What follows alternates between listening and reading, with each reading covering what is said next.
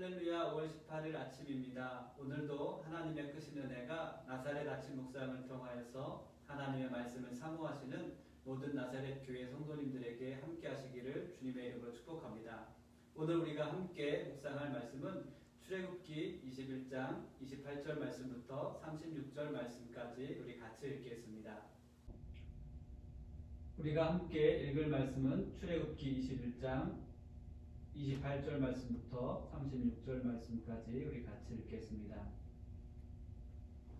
소가 남자나 여자를 받아서 죽이면 그 소는 반드시 돌로 쳐서 죽일 것이요 그 고기는 먹지 말 것이며 임자는 형벌을 면하려니와 소가 본래 받는 버릇이 있고 그 임자는 그로 말미암아 경고를 받았으되 단속하지 아니하여 남녀를 막론하고 받아 죽이면 그 소는 돌로 쳐 죽일 것이고 임자도 죽일 것이며 만일 그에게 속죄금을 부과하면 무릇 그 명령한 것을 생명의 대가로 낼 것이요 아들을 받든지 딸을 받든지 이 법규대로 그 임자에게 행할 것이며 소가 만일 남종이나 여종을 받으면 소 임자가 은 30세겔을 그의 상전에게 줄 것이요 소는 돌로 쳐서 죽일지니라.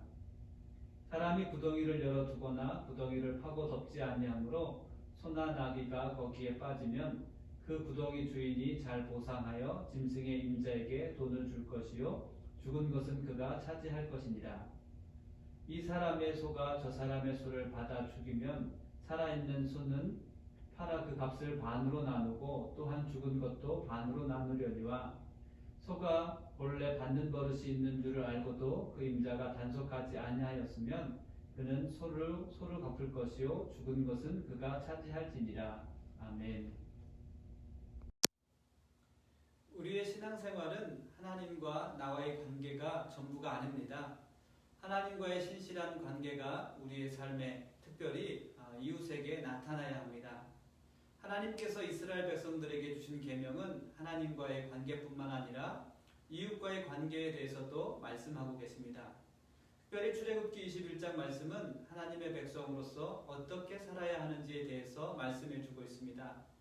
특별히 오늘 본 말씀은 이스라엘 백성들의 삶에서 이웃에게 상해를 가하게 되었을 경우에 배상에 관해서 말씀하고 있습니다.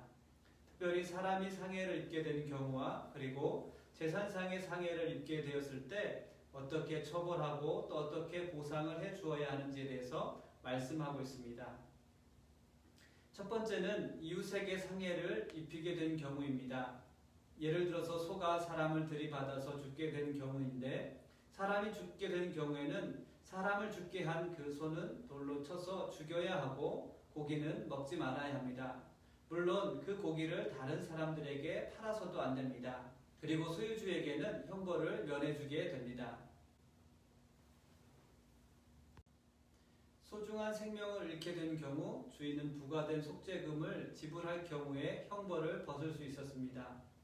속죄금은 생명의 대가로 지불하는 것입니다. 주인은 속전으로 자신의 형벌을 면책받을 수 있게 되는 것입니다. 두 번째로 사람의 부주의로 인해서 소나 나귀가 피해를 입게 된 경우입니다. 구덩이의 입구를 열어두거나 덮지 않아서 다른 사람의 소나 나귀가 빠져 죽게 된 경우 구덩이의 주인은 짐승의 주인에게 반드시 보상을 해주어야 합니다. 그리고 죽은 짐승을 그가 받게 됩니다. 또한 소가 소를 들이받아 죽게 된 경우입니다. 그런 경우에는 소를 팔아서 반으로 나누고 죽은 소도 반으로 나누게 됩니다. 그러나 소의 습관이 받는 버릇이 있었다면 주인은 다른 소로 보상을 해주어야 합니다. 오늘 말씀을 통해서 우리가 생각해야 볼 것은 첫 번째, 모든 생명은 소중한 것입니다. 그리고 모든 생명은 동등한 것입니다. 하나님은 아들이나 딸이나 구별 없이 동등하게 보상해주는 규정을 적용하도록 말씀하셨습니다.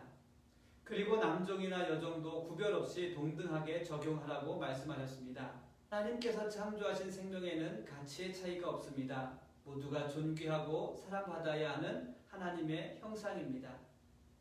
둘째, 나의 부주의나 관리 소홀이 다른 사람의 소중한 생명과 재산을 잃게 할 수 있고 위험에 빠지게 할 수 있다는 것입니다. 나의 부주의가 다른 사람에게 손실을 입게 할 수 있습니다. 자신을 소중하게 지키는 것처럼 우리는 다른 사람을 소중하게 지킬 수 있어야 하겠습니다. 또한 우리는 이웃에게 해를 끼치는 존재가 아니라 유익한 존재가 되어야 하겠습니다. 세 번째로 하나님은 공의와 사랑의 하나님입니다. 공의를 따라 억울함을 풀어주시기도 하시지만 사랑으로 용서하시는 하나님이십니다. 그러나 사람들은 내가 억울함을 당할 때는 공의와 정의만을 외칩니다. 그러나 반대로 내가 누군가를 억울하게 할 때에는 사랑과 용서만을 외칩니다. 그러나 공의가 없으면 사랑과 용서의 가치를 알 수 없습니다. 사랑과 용서가 없으면 공의는 의미 없는 것이 되어버립니다. 또 다른 피해와 억울함을 가져올 수 있게 되기 때문입니다. 사랑하는 성도 여러분, 여러분이 오늘 만나게 될 모든 사람들을 존중하며 소중하게 대해보십시오. 여러분들이 만나는 모든 사람들을 세심하게 배려하는 그런 하루가 되시기를 주님의 이름으로 부탁을 드립니다. 더 나아가 하나님께서 나를 사랑하시는 것처럼 그들에게도 사랑을 베풀 수 있는 믿음의 하루가 되시기를 바랍니다. 여러분의 모습 속에서 거룩한 하나님의 사랑이 이웃들에게 반드시 나타나게 될 줄 믿습니다. 하나님의 사랑만이 탐욕에 빠진 세상을 변화시킬 수 있습니다. 하나님은 우리에게 이웃을 사랑하라고 말씀하셨습니다. 세상을 변화시키는 하나님의 사랑이 여러분을 통하여 시작되게 하신 하나님께 감사드립니다.